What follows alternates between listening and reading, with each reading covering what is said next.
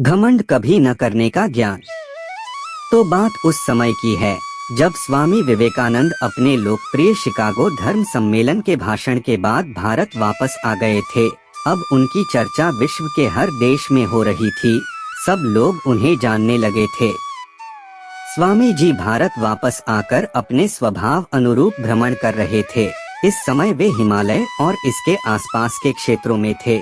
एक दिन वो घूमते घूमते एक नदी के किनारे आ गए। वहाँ उन्होंने देखा कि एक नाव है पर वह किनारा छोड़ चुकी है।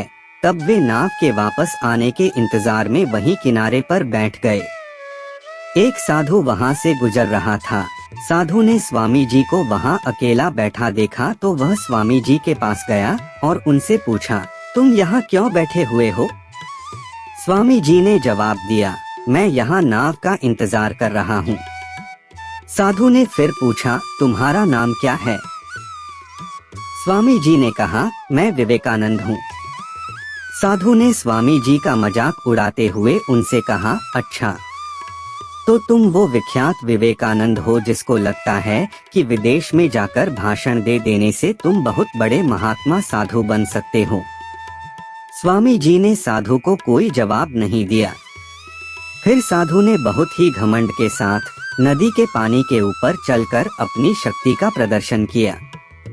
कुछ दूर तक चलने के बाद साधु ने स्वामी जी कहा, क्या तुम मेरी तरह पानी पर पैदल चलकर इस नदी को पार कर सकते हो? स्वामी जी ने बहुत ही आदर और विनम्रता के साथ साधु से कहा, इस बात में कोई शक नहीं कि आपके पास बहुत ही अद्भुत शक्ति है, लेकिन क्या आप मुझे यह बता सकते हो कि आपको यह असाधारण शक्ति प्राप्त करने में कितना समय लगा? बहुत ही अभिमान के साथ साधु ने जवाब दिया, यह बहुत ही कठिन कार्य था। मैंने 20 सालों की कठिन तपस्या और साधना के बाद यह महान शक्ति प्राप्त की है।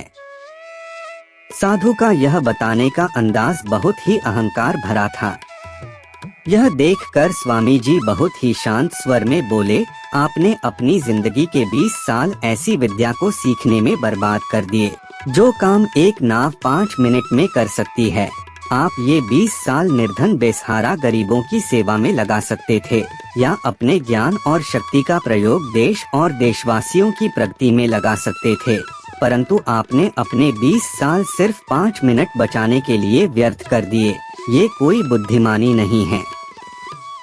साधु सिर झुकाए खड़े रह गए और स्वामी जी नाव में बैठकर नदी के दूसरी किनारे चले गए। कहानी से सीख। इस प्रकार इस कहानी ने हमें बताया कि ज्ञान और शक्ति का सही प्रयोग आवश्यक है। किसी शक्ति को प्राप्त करके यदि हम उस पर घमंड करते हैं तो यह मूर्खता है।